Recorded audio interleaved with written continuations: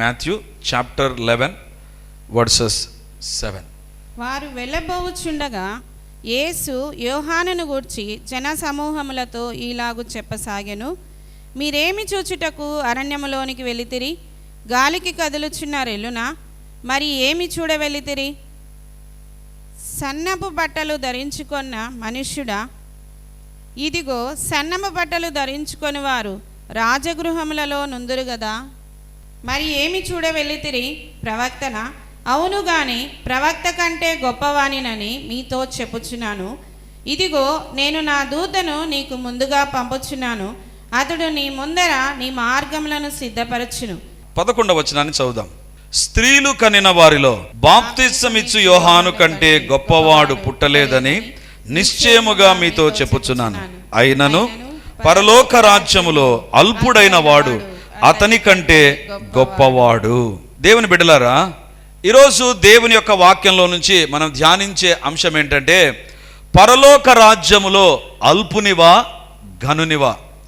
పరలోక రాజ్యంలో అల్పులు ఉన్నారు, ఘనులు ఉన్నారు.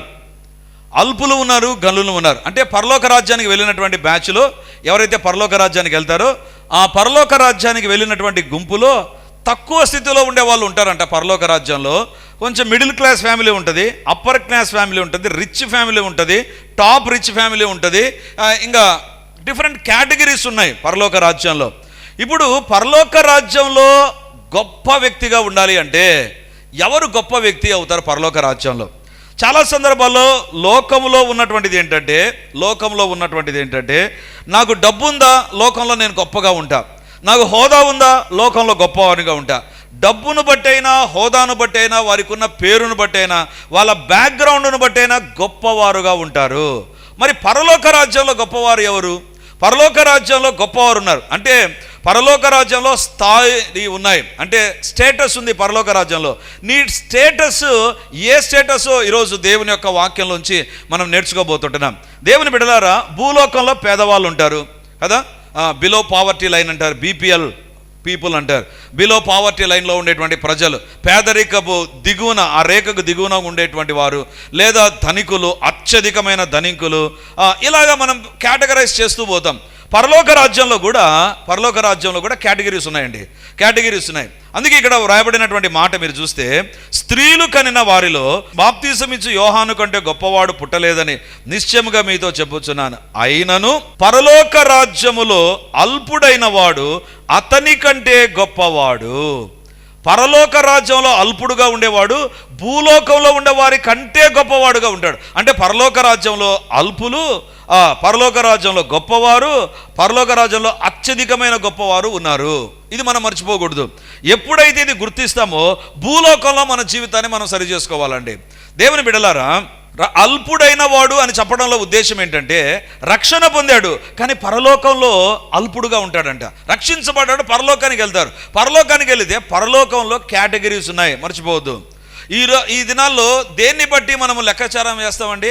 ఆ వ్యక్తి ఏ కారులో వచ్చాడు, ఆ వ్యక్తి ఏ చీర కట్టుకుంది, లేకపోతే ఆ కుటుంబం ఏ ఒక అపార్ట్మెంట్లో ఉంది, ఏ ఏరియాలో ఉంది అనేటువంటి ఆ ఏరియాస్ను బట్టి, వాళ్ళకున్నటువంటి స్థితిగతులను బట్టి మనం అంచనా వేస్తాం. పరలోక రాజ్యంలో అలాంటి లెక్కలు ఉండవండి. పరలోక రాజ్యం ఎంటైర్లీ డిఫరెంట్. పరలోక రాజ్యాల్లో ప్రమాణాలు తగ్గవు, గుర్తుంచుకోండి. పరలోక రాజ్యంలో ప్రమాణాలకు తగినట్టుగా మనం భూలోకంలో జీవించాలి. అప్పుడే పరలోక రాజ్యంలో ఒక ప్రమాణంలోనికి మనం వస్తాం. అంటే భూలోకంలో జీవించే నీ జీవితము పరలోకంలో ఉండేటువంటి ఒక ప్రమాణాన్ని నీకు ఇస్తుంది.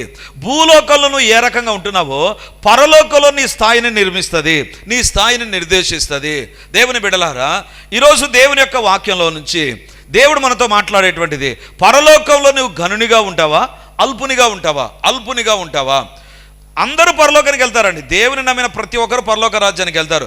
రక్షించబడి ప్రభు కోసం జీవించేవారు పరలోక రాజ్యానికి వెళ్తారు.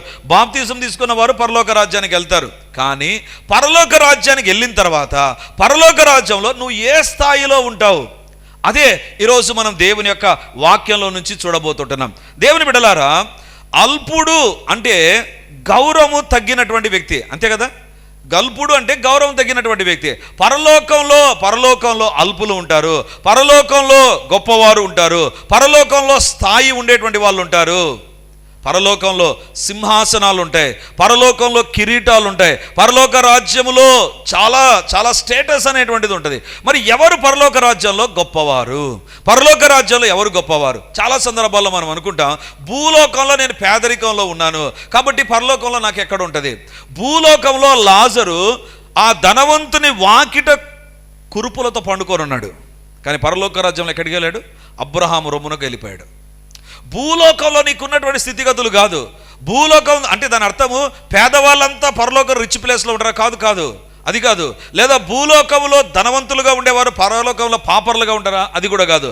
అందరికంటే రిచెస్ట్ యోబు భూలోకంలో తూర్పు దిక్కున్న వాళ్ళందరిలో కూడా రిచెస్ట్. కానీ పరలోకంలో నీ యొక్క ధనాన్ని బట్టి ఘనతను బట్టి కాదు, భూలోకంలో నువ్వు జీవించే జీవితాన్ని బట్టి పరలోకంలో నీ స్థాయి అనేటువంటిది ఉంటుంది. దేవుని బిడ్డలారా, పరలోకంలో ఉండడం ఒకటి, పరలోకంలో గౌరవంగా ఉండడం ఇంకొకటి. జాగ్రత్తగా వినండి. పరలోకానికి వెళ్ళడం ఒకటి, పరలోకంలో గౌరవంగా ఉండడం ఒకటి.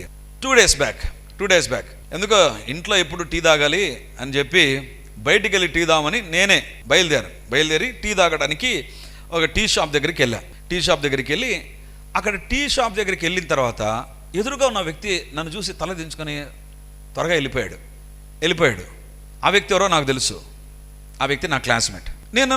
నన్ను రావడం చూసి ఆయన వెళ్ళిపోయాడు. ఆ లోపల వెళ్ళిన తర్వాత లోపల చూస్తే ఇంకో క్లాస్మేట్ ఉన్నాడు. హలో బాగున్నావా, ఏంటి ఎలా ఉన్నావు, చాలా రోజుల తర్వాత, 10th క్లాస్ క్లాస్మేట్. సో బాగున్నావా సుధీర్, అటు చూసావా, వాడు నిన్ను చూస్తే వెళ్ళిపోయాడు. నేను అడిగాను, ఎందుకు వెళ్ళిపోయాడు? నువ్వు ఉన్నావు కదా, నిన్ను చూసి వెళ్ళిపోలేదు కదా, నన్ను చూసి ఎందుకు వెళ్ళిపోయాడు? నేనేం కొట్లాడలా, నేనేం అతన్ని తిట్లా, నేనేం అతనికి డబ్బు ఇవ్వాలా, నాకు బాకీ ఉండి నన్ను చూసి వెళ్ళిపోవడానికి, ఎందుకు వెళ్ళిపోయాడు అని అడిగాను. నువ్వు క్రైస్తవునివే, అతడు క్రైస్తవుడే, నువ్వు దేవుని బిడ్డవే అని చెప్తావు, వాళ్ళ ఇంట్లో వాళ్ళందరూ కూడా దేవుని బిడ్డలే, కానీ వాడు చిన్నప్పుడు నుంచి చెడిపోయాడు. ఈరోజు ఎప్పుడు నీకు కనపడినా వాడిని తలెత్తుకోవడానికి రాదు. ఇద్దరు, మీ నాన్నకంటే వాళ్ళ ఆయన చాలా ఉన్నతమైన అధికారి, జిల్లా అధికారి, వాళ్ళ బ్యాక్గ్రౌండ్ గొప్పది, కానీ ఈరోజు అడుక్కు తినే స్థాయికి వచ్చేసాడు. స్థాయిని బట్టి మారుతుంది కదా సుధీర్, అవునా? పరలోకంలో కూడా పరలోకంలో అందరూ పరలోకానికి వెళ్తారు, పరలోకంలో స్థాయి ఉంటుంది. నీ స్థాయి ఒకటి ఉంటుంది. దేవుని బిడ్డలారా, మరి పరలోకంలో ఉన్న స్థాయిని నిర్దేశించేది ఏది? భూలోకంలో ఉన్న స్థాయిని నిర్దేశించేది నీ ధనం, నీకున్నటువంటి ఆస్తిపాస్తులు, నీకున్నటువంటి బ్యాంక్ బ్యాలెన్స్, నీకున్నటువంటి గౌరవ మర్యాదలు, నువ్వు చేసేటువంటి ఉద్యోగం, నీ బంధువులు ఎలాంటి వారు, నీకు అప్పిచ్చే వాళ్ళు ఉన్నారా, నువ్వు ఇతరులకు అప్పిస్తున్నావా, దాన్ని బట్టి నీ స్థాయి ఉంటుంది భూలోకంలో. మరి పరలోకంలో నీ స్థాయి దేన్ని నిర్దేశిస్తుంది? దేన్ని బట్టి పరలోకంలో నీ స్థాయి ఉంటుంది. అదే ఈరోజు దేవుని యొక్క వాక్యం నుంచి మనం చూడబోతున్నాం. దేవునికి వాక్యంలో నుంచి పరలోక రాజ్యములో ఒక స్థాయిలో నువ్వు ఉండాలి అంటే భూలోకంలోనే నువ్వు సరిచేయబడాలి, భూలోకంలోనే నీ స్థితిగతులు మారాలి. దేవుని బిడ్డలారా, ఒకానొక సందర్భంలో ఒక షాప్కు నేను వెళ్ళాను. షాప్కి వెళితే ఆయన అన్నాడు, సార్ పక్క షాప్కి వెళ్దాం సార్, మా షాప్ ఓపెన్ చేసా మీకు చూపిస్తాను సార్ అన్నాడు. అంటే నేను పక్క షాప్కి వెళ్తే ఈ షాప్ కంటే ఆ షాప్ కిటకిటలాడుతూ ఉంది. నేను అడిగాను, ఏంటి ఇంత రష్ ఉంది, కొత్త షాప్ అంటే లేదు సార్ అక్కడ అందరూ చూడు ఎవరు ఉన్నారో అన్నారు, అంత లేడీసే ఉన్నారు. నేను అడిగాను, లేడీస్ షాప్ ఇది? లేదు లేడీస్ షాప్ కాదు సార్, చూడండి బయట లేడీస్ షాప్ కాదు. మరి ఎందుకు ఇంతమంది ఉన్నారు?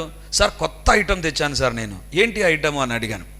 బంగారం కాదు, బంగారం లాంటి ఆర్నమెంటల్ గోల్డ్, అది చూడ్డానికి బంగారుగా ఉంటుంది కానీ బంగారు కాదు సార్. అంటే పెళ్ళికి పోయేటప్పుడు బంగారు వేసుకుంటే నిన్న ఎవరో ఒక మెసేజ్ పెట్టారు, ఎవరు కూడా బంగారం మెడలో ధరించి పోకూడదు, ఒకటి.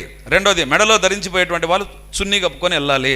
రెండోది. మూడోది, ఒకవేళ ధరించుకొని వెళ్ళాలంటే నీ భర్తతో వెళ్ళు, లేదా ఆటోలో జాగ్రత్తగా బండ్లో వెళ్ళు. ఎందుకంటే బంగారం రేటు చాలా పెరిగిపోయింది, చైన్ లాక్కపోతారు. నేను ఎందుకు చెప్తున్నానంటే నీ స్థాయిని నిర్దేశించడానికి గోల్డ్ అనేటువంటిది ఈరోజు ఉపయోగపడుతుంది.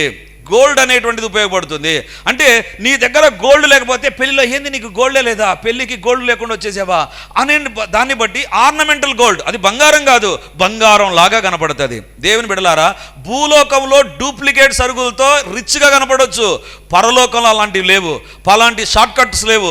పరలోక రాజ్యంలో నీవు శ్రేష్టమైన స్థానంలో ఉండాలి అంటే భూలోక రాజ్యంలోనే నువ్వు ఉండాలి. స్త్రీలు కనిన వారిలో యోహాను గొప్పవాడు, కానీ పరలోక రాజ్యంలో ఎవడు గొప్పవాడు? పరలోక రాజ్యంలో ఎవరు అల్పుడు? పరలోక రాజ్యంలో ఎవరు తక్కువ స్థితిలో ఉంటారు? భూలోకంలో అప్పులుండేవారు తక్కువ స్థితిలో ఉంటారు. భూలోకంలో పేదరికంలో ఉండేవారు తక్కువ స్థితిలో ఉంటారు. భూలోకంలో కుటుంబాలలో శాపాన్ని కలిగినటువంటి వారు తక్కువ స్థితిలో ఉంటారు. మరి పరలోకంలో అవన్నీ ఉండవు కదా. పేదవాళ్ళు ఉండరు, డబ్బు ఉండదు, లేకపోతే రోగాలు ఉండవు. మరి పరలోకంలో ఎవరు గొప్పవారు? పరలోకంలో ఎవరు గొప్పవారు? 3 విషయాలు నీ జీవితంలో ప్రతిరోజు పరీక్షించుకుంటే పరలోక రాజ్యంలో నువ్వు గొప్పవాడుగా ఉంటావు. ఈరోజు దేవుని యొక్క వాక్యంలోంచి ఒక్కొక్క దాన్ని మనం చూద్దాం. చూడండి, మత్తయి సువార్త 11వ అధ్యాయం 11వ వచనం. స్త్రీలు కనిన వారిలో బాప్తీసమిచ్చు యోహాను కంటే గొప్పవాడు పుట్టలేదని నిశ్చయముగా మీతో చెప్పుచున్నాను. అయినను పరలోక రాజ్యంలో అల్పుడైన వాడు అతని కంటే గొప్పవాడు. ఇక్కడ బైబిల్లో వ్రాయబడింది, స్త్రీలు కనిన వారిలో బాప్తీసమిచ్చు యోహాను కంటే గొప్పవాడు పుట్టలేదని నిశ్చయముగా మీతో చెప్పుచున్నాను. అయినను పరలోక రాజ్యములో అల్పుడైన వాడు. పరలోక రాజ్యములో అల్పులు ఉన్నారంట. దేవుని బిడ్డలారా, ఇది గుర్తిస్తాం. మొట్టమొదటి పాయింట్ చెప్తాను. పరలోకంలో అల్పుడుగా ఉండడం శిక్ష కాదు, అది నువ్వు చేసుకున్నటువంటి ఒక నష్టం. పరలోక రాజ్యంలో అల్పునిగా ఉండడం అంటే, పరలోక రాజ్యంలో కేటగిరీస్ ఉన్నాయి. అందుకే నేను చెప్పాను, సింహాసనాలు ఉన్నాయి, సింహాసనం మీద కూర్చునే వాళ్ళు ఉన్నారు, కిరీటాలు ఉన్నాయి, కిరీటాలు ధరించే వాళ్ళు ఉన్నారు, రాజ్యాలు ఉన్నాయి. పరలోక రాజ్యంలో అంతస్తులు ఉన్నాయి, వజ్ర వైడూర్యాలతో ఉండేటువంటి బిల్డింగ్స్ ఉన్నాయి. ఇవన్నీ ఒకే. మరి ఎవరుంటారు పరలోక రాజ్యంలో ఘనమైన స్థితిలో అంటే? అల్పుడు అంటే అది శిక్ష కాదు, అది నష్టం. అతడి నష్టం. ఎందుకంటే బైబిల్లో వ్రాయబడింది, అతడు స్వర్గంలో పరలోకంలోనే ఉన్నాడు, కానీ అల్పుడుగా ఉన్నాడంట. పరలోకానికి వెళ్ళినటువంటి వాళ్ళందరూ ఒకే కేటగిరీలో ఉంటారా? ఉండరు. పరలోకంలో వెళ్ళేవారు వివిధ కేటగిరీస్లో ఉంటారు. అత్యధికమైన ఉన్నత స్థానం ఎవరిది అంటే యేసు ప్రభుదే. యేసు ప్రభే అత్యున్నత సింహాసనమందు ఆసీనుడై ఉంటాడు. తండ్రి అయిన దేవుడు అక్కడే కూర్చొని ఉంటాడు. దేవుని బిడ్డలారా, ఆ తరువాత స్థానంలో హతసాక్షులు ఉంటారండి. దేవుని కోసం హతసాక్షులుగా మారినటువంటి వాళ్ళు ఉంటారు. అపోస్తలులు కానీ, లేకపోతే ఈ మధ్య కాలంలో ప్రభు కోసం హతసాక్షులైనటువంటి వారు, హతసాక్షుల గుంపు ఉంటుంది. ఆ తర్వాత డిఫరెంట్ కేటగిరీస్ ఉంటాయి పరలోకంలో. ఈ కేటగిరీస్లో నువ్వు ఎక్కడ ఉండాలి అంటే, పరలోకంలోకి వెళ్ళినటువంటి వాళ్ళంతా పరలోకంలో ఒకే కేటగిరీలో ఉండరు. పరలోకంలో నీ స్థాయిని నిర్దేశించేది ఒకటి ఉంటుంది. ప్రభు దగ్గర నీ స్థానం దగ్గరగా ఉండే స్థానమా, దూరంగా ఉండేటువంటి స్థానమా?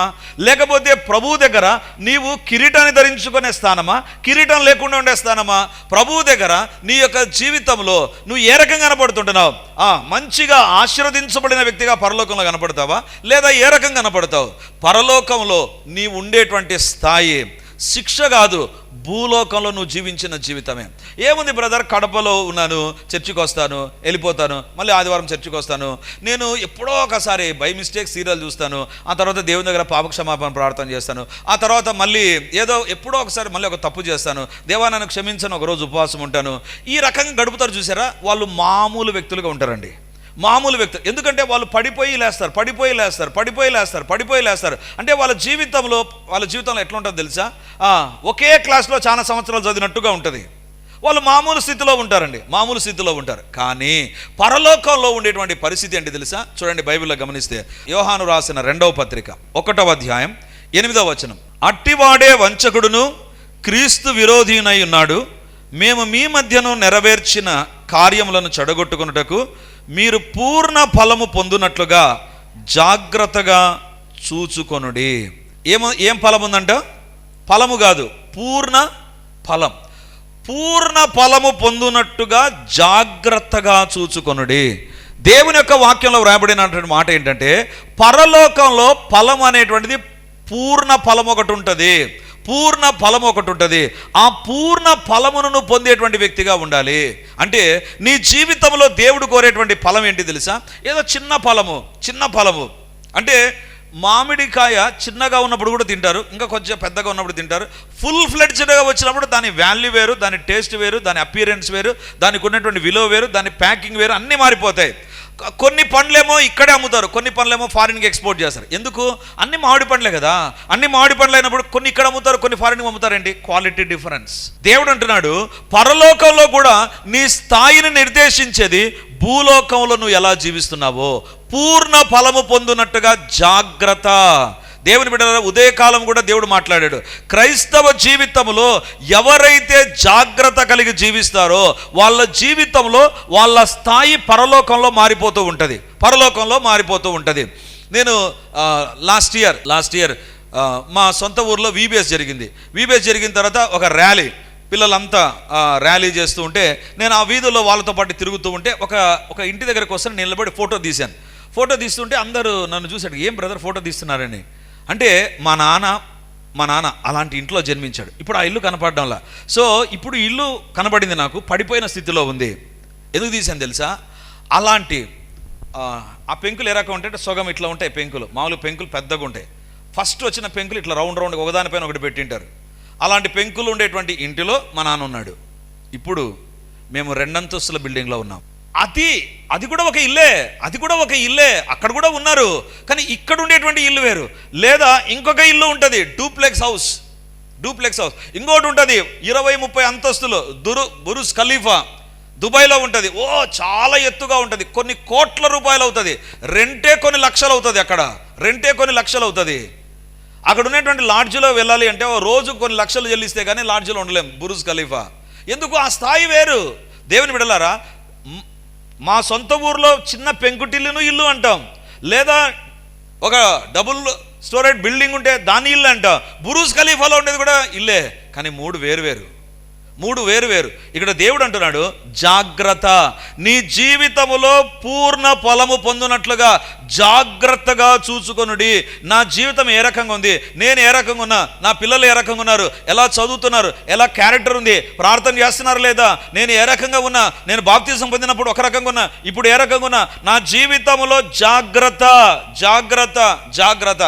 ఎవరి జీవితంలో జాగ్రత్తతో జీవిస్తారో వాళ్ళు పూర్ణ ఫలము పొంది ఉంటారు పరలోకంలో. నీ జీవితంలో అజాగ్రత్త, ఇందాక నేను చెప్పాను కదా, నా ఫ్రెండ్ నన్ను చూసి వెళ్ళిపోయాడు. ఎందుకు తెలుసా? వాళ్ళ నాన్న మాకంటే రీచ్, కానీ ఇప్పుడు అడుక్కునే పరిస్థితి, తలదించుకునే పరిస్థితి. అతడు క్రైస్తవుడే, అతడు చర్చికి వెళ్ళినటువంటి వ్యక్తే, నేను చర్చికి వెళ్ళినటువంటి వ్యక్తినే, కానీ ఈరోజు నేను కనబడేటువంటి స్థాయి వేరు, అతను కనబడేటువంటి స్థాయి వేరు. ఎందుకు తెలుసా? చిన్నప్పుడు చదువురా అంటే స్కూల్కి వచ్చేవాడు కాదు, చదవంటే చదివేటువంటి వాడు కాదు, ఎప్పుడు పెద్దలతో కూర్చొని జోకులు వేసుకొని తిరిగేటువంటి వాడు, ఎప్పుడు బయట ఉండేటువంటి వ్యక్తి, స్కూల్కి వచ్చేవాడు కాదు. ఎంత జ్ఞానవంతుడు అంటే, ఒకరోజు అతని జ్ఞానాన్ని చూసి నేను ఆశ్చర్యపోయాను. ఎలాంటి జ్ఞానం తెలుసా? స్కూల్కి వచ్చాడు, వాళ్ళమ్మ వాళ్ళని తిట్టి స్కూల్ దగ్గరకు వచ్చి వదిలేస్తే వాడు వచ్చి స్కూల్ బయట అక్కడ డోర్ ఉంటే డోర్ పక్కన నిలబడుకున్నాడు. లోపల క్లాస్ జరుగుతుంది, మ్యాథ్స్ క్లాస్ జరుగుతుంది. కొత్త లెసన్ స్టార్ట్ చేశాడు, కొత్త ప్రాబ్లం చెప్పాడు. ఆయన ఒక ప్రాబ్లం చేసిన తర్వాత టీచర్ ఒక ప్రాబ్లం చేశాడు. మా సార్ ప్రాబ్లం చేసిన తర్వాత నెక్స్ట్ ప్రాబ్లం మమ్మల్ని చేయమన్నాడు. ఎవరు చేశారు ఫస్ట్ అంటే, వాడు బయట నుంచి వచ్చాడు, నేను చేశాను సార్ అని. ఏ రోజు స్కూల్కి రాలా, ఫస్ట్ టైం విన్నాడు. ఎందుకు చెప్తున్నాను తెలుసా? జ్ఞానం తక్కువ? జ్ఞానం తక్కువ కాదు, జ్ఞానం మస్తుగా ఉంది. ఒక్కసారి బయట విని బోర్డు కూడా చూడకుండా కూర్చొని రాసుకొని చేస్తే సెకండ్ ప్రాబ్లం సార్ అన్నాడు, ఏంట్రా ఇంత తెలివి ఉంది, ఎందుకురా బయట తిరుగుతాను? పలకడు అంతే. అతని జీవితంలో జ్ఞానం ఉంది, తల్లిదండ్రులు చదివించే వాళ్ళే అన్నీ ఉన్నాయి, కానీ అజాగ్రత్తతో జీవించినందుకు ఇప్పుడు అడుక్కు తినే పరిస్థితి. ఈరోజు దేవుడు అడుగుతున్నాడు, పరలోకంలో ఎవరు ఒక స్థాయిలో ఉంటారో తెలుసా? భూలోకంలో ఎవరైతే నేను సేవకునిగా ఎలా ఉన్నా, నేను ఎంత జాగ్రత్తతో ఉన్నా, నేను ఎంత భయభక్తులతో ఉన్నా అనేటువంటి దాంట్లో నేను ఎంత మెటిక్యులస్గా జీవిస్తానో, పరలోకంలో నా స్థాయి అదే రకంగా ఉంటుంది. దేవుని బిడ్డలారా, పరలోకంలో ఎవరిని గురించి మాటలు వినబడతాయి తెలుసా? భూలోకంలో నువ్వు మంచిగా జీవిస్తావే వారిని గురించి పరలోకంలో మాటలు వినబడతాయి. యోబు గ్రంథంలో అదే కదా మనం చూస్తాం. భూలోకంలో అప్పటికి ఎన్ని వేల మంది ఉన్నారో లేదా ఎన్ని లక్షల మంది ఉన్నారో, పరలోకంలో ఒక యోబుని గురించే మాట్లాడుతున్నాడు దేవుడు. ఎందుకు తెలుసా? పరలోకంలో యోబు స్థాయి వేరు. దేవుడు మాట్లాడే స్థాయికి యోబు వెళ్ళిపోయాడు. ఏం చేశావు యోబు? భయభక్తులతో జీవించాడు. Your earthly life is going to decide your heavenly place. భూలోకంలో నువ్వు జీవించే జీవితమే పరలోకంలో నీ స్థాయిని నిర్దేశిస్తుంది. ఈరోజు నేను చర్చికి వచ్చాను, వెళ్ళిపోయాను, బైబిల్ కొనుక్కున్నాను, చదువుతా లేకపోతే లేదు. If you leave a careless life, పరలోకంలో ఇందాక మనం చదువుకున్నాం కదా, ఏ రకంగా ఉండాలి? పూర్ణ ఫలము పొందాలి. నేను నా బలం పూర్తిగా ఏది. ఒకసారి నేను మెసేజ్లో చెప్పాను, నా కోరిక ఏంటి తెలుసా? పరలోకంలో దేవుడు, సుధీర్ నీకు ఇన్ని ఆశీర్వాదాలు పెట్టాను, ఇన్ని మిగుల్చుకున్నావు సుధీర్ అని చెప్పకుండా అన్ని ఆశీర్వాదాలు అనుభవించాలి. అది నిజమైన క్రైస్తవ జీవితం. దానికోసం నేను ఎప్పుడూ ఆలోచన చేస్తాను, ప్రయాసపడతాను. దేవుడు ఒకవేళ 100 శ్రేష్టమైన ఆశీర్వాదాలు నాకు భూలోకంలో ఎత్తిపెట్టాడు అనుకుందాం, నేను కేవలం 50 ఆశీర్వాదాలు పొందితే పూర్ణ ఫలం పొందానా? నేను లేదు, 50 మిస్ అయిపోయినాయి. దేవుడు కోరుతున్నాడు, భూలోకంలో దేవుని యొక్క కోరిక ఏంటి తెలుసా? జీవించే జీవితం పరలోకంలో నీ స్థాయిని నిర్దేశిస్తుంది. పూర్ణ ఫలము, పూర్ణ ఫలం. పరలోకంలో అందరూ వెళతారు, కానీ అందరికీ ఒకే స్థాయి ఉండదు, ఒకే స్థాయి ఉండదు. ఏ రకంగా ఉండాలి? భూలోకంలో జాగ్రత్తతో జీవించాలి. రెండవదిగా బైబిల్లో చూస్తే చూడండి, మత్తయి సువార్త 5వ అధ్యాయం 19వ వచనం. ఈ ఆజ్ఞలలో మిగుల అల్పమైన ఒకదానినైనను మీరి మనుష్యులకు అలాగున చేయు బోధించువాడెవడో పరలోక రాజ్యములో మిగుల అల్పుడనబడును. అయితే వాటిని గైకొని బోధించువాడెవడో వాడు పరలోక రాజ్యములో గొప్పవాడనబడును. ఈ వాక్యాన్ని 2 భాగాలు చేస్తాను. మొదటి భాగం ఏంటంటే, కాబట్టి ఈ ఆజ్ఞలలో మిగుల అల్పమైన దానిని మీరి, మిగుల అల్పమైన దానిని మీరి అంటే పరలోక రాజ్యంలో ఎవరు గొప్పవారంటే భూలోకములో ఆజ్ఞలను మీరేటువంటి వారు కాదు. అన్ని ఆజ్ఞలు పాటిస్తాడంట, ఒక్క చిన్న ఆజ్ఞను మీరుతాడంట, అతడు పరలోక రాజ్యంలో అల్పుడైపోతాడంట. మరొకసారి చెప్తాను, పరలోక రాజ్యంలో ఎవరు తక్కువ స్థాయిలో ఉంటారంటే చూడండి, ఈ ఆజ్ఞలలో మిగుల అల్పమైన ఒక దానిని మీరి అంటే ఒక్క దాన్ని తప్ప మిగతాన్ని చేశాడు, ఒక్కదానే ఒకదే. అది కూడా ఏంటి? చాలా చిన్న ఆజ్ఞ. దేవుని బిడ్డలారా జాగ్రత్తగా వినండి, పరలోక రాజ్యములో దేవుడి దగ్గర ఇది చిన్న ఆజ్ఞ, ఇది పెద్ద ఆజ్ఞ అని లేదు. అన్ని ఆజ్ఞలు ఒకటే, అన్ని ఆజ్ఞలు ఒకటే. మీరేమంటారు తెలుసా? బ్రదర్, మేము వ్యభిచారం చేయడంలా, అబ్బా దొంగతనం, మేము ఎవ్వరి ఇంటికి పోయి దొంగతనం చేయము, కానీ అప్పుడప్పుడు మేము కుటుంబ ప్రార్థన చేసుకోం. దేవుడు అంటున్నాడు, పెద్ద పెద్ద ఆజ్ఞలన్నిటిని నెరవేరుస్తూ చిన్న ఆజ్ఞను మీరితే పరలోక రాజ్యంలో అల్పుడైపోతాడంట. పరలోక రాజ్యంలో అల్పుడైపోతాడు అంటే 100 ఆజ్ఞలు పాటించి 101 దాని దగ్గర నువ్వు ఫెయిల్ అయిపోయావు అనుకుందాం. దేవుడు అంటాడు, చిన్న అవిధేయత పెద్ద నష్టాన్ని తీసుకొని వస్తుంది. చిన్న అవిధేయత, నీ జీవితంలో పెద్ద పెద్ద ఆజ్ఞలు పాటించావు. ఇంతకుముందు తాగుబోతు, ఇప్పుడు తాగడంలా. ఇంతకుముందు తిరుగుబోతు, తిరగడంలా. ఇంతకుముందు వ్యభిచారం, ఇప్పుడు లేదు. ఇంతకుముందు దొంగతనం, మోసం అన్నీ ఉండేవి, లేవు. కానీ ఏదో చిన్నవి ఉన్నాయి, దాన్ని నువ్వు ఏం చేస్తావు అంటే లైట్గా తీసుకుందాం అంటాడు. దేవుని బిడ్డలారా, లైట్ లేదు, స్ట్రాంగ్ లేదు. అది టీనా కాఫీనా? పరలోక రాజ్యం. అది పరలోక రాజ్యంలో ఏదో లైట్గా నేను ఒకదాన్ని చూశానంటే దేవుడు అంటాడు, నేను లైట్గా చూడడంలా, నేను లైట్గా నువ్వు చూడొచ్చు లైట్గా, నువ్వు చాలా తక్కువ ఆజ్ఞ. ఇది పెద్ద ఆజ్ఞ ఏంటి? పెద్ద ఆజ్ఞ ఏంటి? దేవుని మందిరానికి రావడం. మందిరానికి వస్తున్నావు సరే, మందిరం బయట నువ్వు ఏ రకంగా ఉంటున్నావు అది చిన్న విషయం అండి, అంత సీన్ లేదు దానికి. కాదు, దేవుని వాక్యంలో చిన్న ఆజ్ఞ పెద్ద ఆజ్ఞ లేదు, అన్నీ ఒకే ఆజ్ఞ. బైబిల్లో ఎక్కడైనా ఏ ఆజ్ఞకైనా ఇది చిన్న ఆజ్ఞ, ఇది కంపల్సరీగా చేయాలి, ఇది వెరీ వెరీ ఇంపార్టెంట్ అని పరీక్షా పత్రాలకు ముందు నోట్సులో రాసుకుంటాం. అట్లా ఏమైనా దేవుడు పెట్టాడా? వెరీ వెరీ ఇంపార్టెంట్ అని. ప్రతి ఆజ్ఞ they are having equal importance. కానీ మనమే అనుకుంటాం ఇవన్నీ పెద్ద పెద్ద పాపాలు నేను చేయడంలా, ఇదిగో ఈ చిన్న పాపం నేను చేశాను.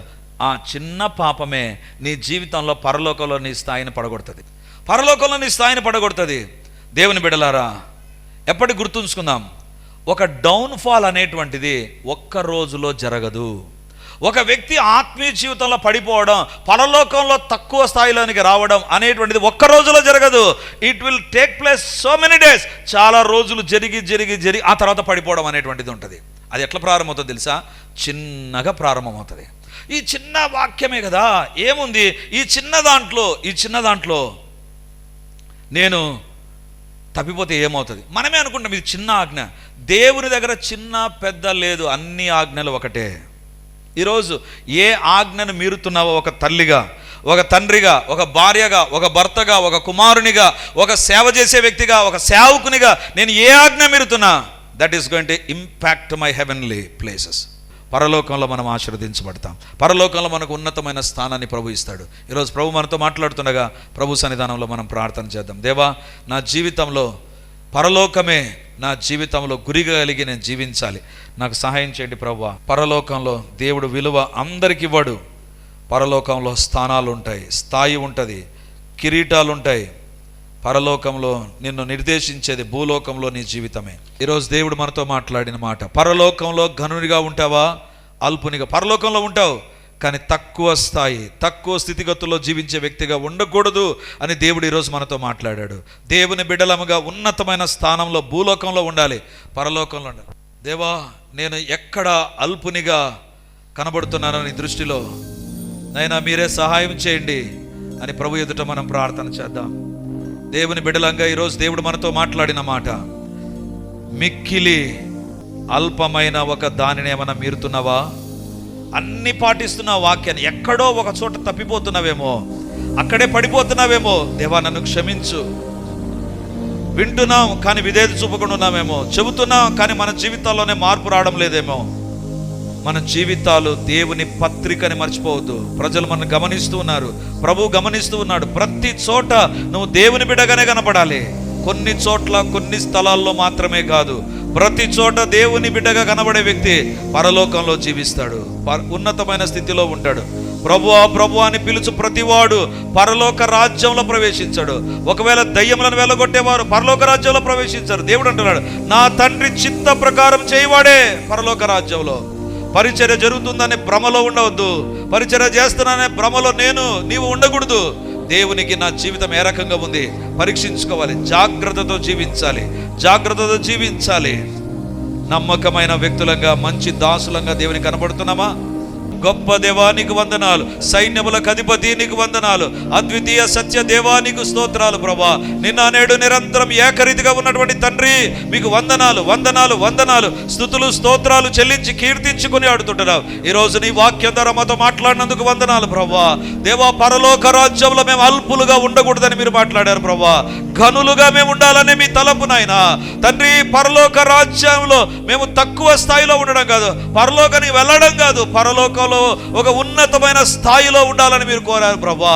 నాయన సహాయం చేయండి దేవా. ఎక్కడ ఏ విషయాల్లో మేము పాపము చేస్తూ ఉన్నా, ఎక్కడ నీకు వ్యతిరేకంగా జీవిస్తూ ఉన్నా, ఎక్కడ నా జీవితము దేవునికి అయిష్టంగా ఉన్నా దేవా మన్నించు. నీ శిలువ రక్తముతో నేను కడగబడాలి, నీ శిలువ రక్తముతో నన్ను కడగండి ప్రభా.